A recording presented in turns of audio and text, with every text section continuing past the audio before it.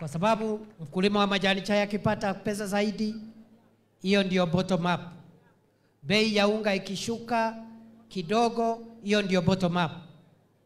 Tunajenga masoko 400.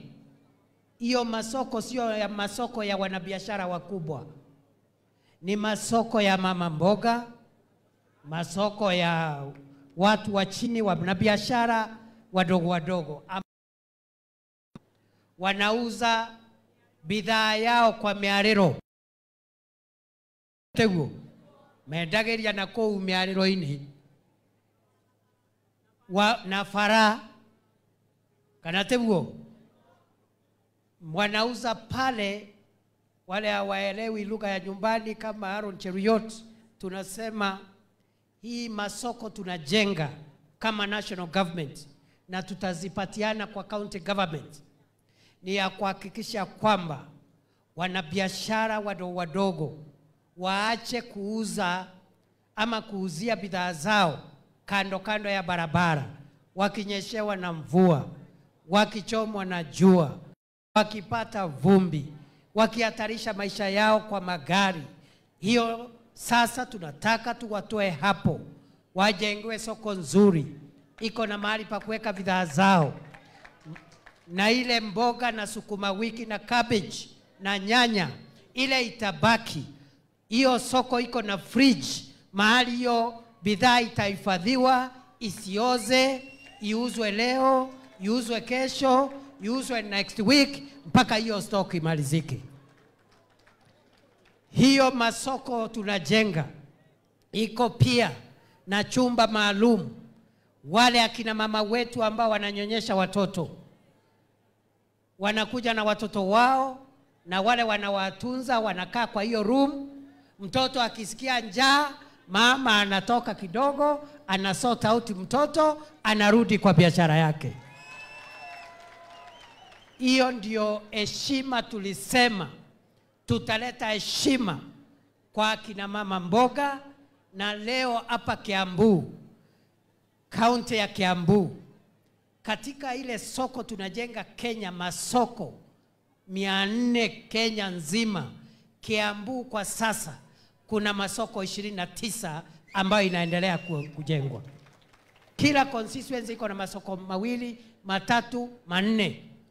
Na kama vile kiongozi wa wengi katika bunge la kitaifa amesema, Mheshimiwa Kimani Ichung'wah, Kiambu has got the lion's share of our programs for markets, roads and affordable housing. Why? Because Kiambu is a large county. Sio ati tumewapendelea. Kiambu is a large county. Kiambu is a trading county. Kiambu gave us the highest number of votes in Kenya. Ala? Sinamna hiyo? Wega urea wanakei. Wega urea wanakei.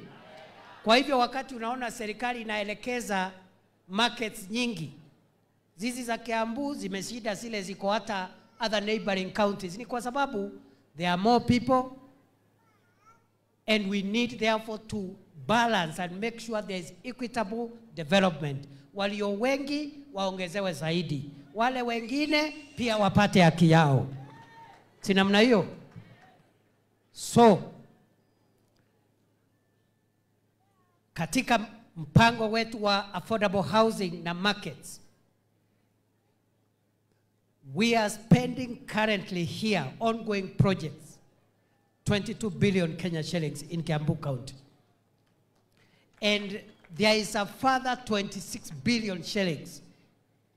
In the next few months, we will start new projects of another 26 billion shillings here in Kiambu County. Ukiweka pamoja, that is 48 billion shillings in one county. Yeah. Sinamna hiyo?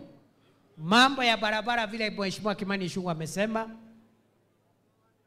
we have ongoing projects. Na zile zilikuwa zimekwama za Maumau, Rais amefanya bidii, tumepata pesa ya kuhakikisha kwamba tuko na pesa sasa ya kufufua miradi yote ya barabara iliyokwama na kuikamilisha kabla ya tarehe ya uchaguzi wa 2027. Si namna hiyo?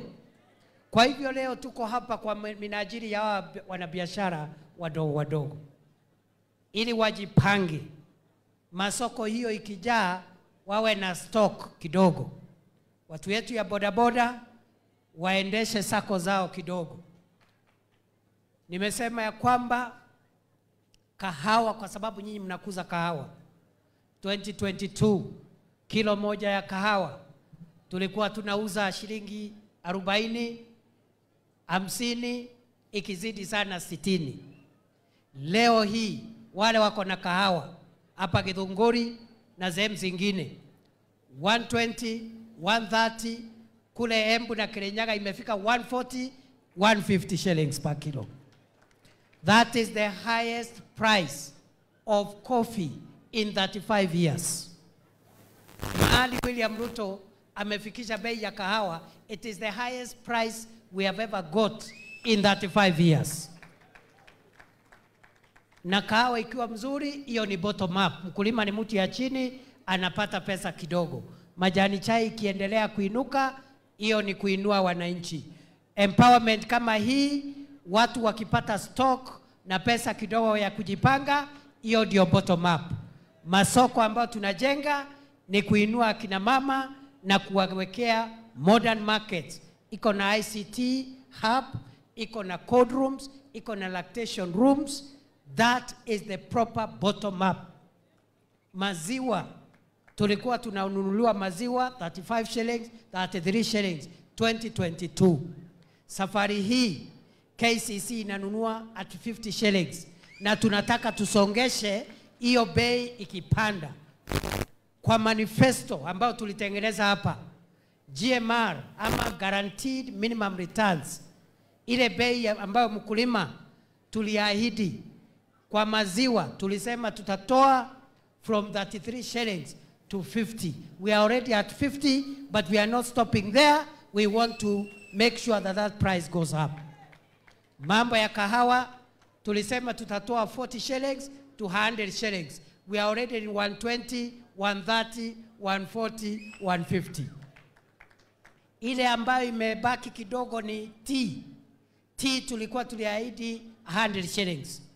Tumeitoa 44 shillings per kilo to 64 shillings per kilo. Tunataka tusongeshe mpaka ifike kule juu 100 shillings. Kwa hivyo hiyo ndio kazi imetuleta hapa leo. And we mean business. Na mtatuona hapa siku mingi sana. Unajua mimi miaka miwili imepita, mimi nilikuwa minister wa interior. Mimi nilikuwa naishi huko Boni Forest. Nilikuwa naishi huko permanently. Kwa nakuja Nairobi kusalamia watu siku moja, na nakuja jioni, asubuhi nimeenda huko. Nikitoka Boni Forest niko Shakahola. Nikitoka Shakahola niko Northeastern kwa Al-Shabaab. Nikitoka Northeastern niko huko Laikipia na Baringo kwa bandits na Turkana.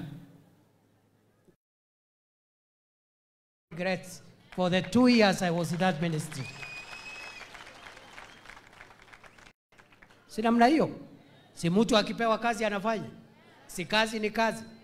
Si hata hiyo nilikuwa nayo ni kazi? Pale Lamu, almost half of that county ni watu ambaye asili yao ni asili ya Mlima Kenya.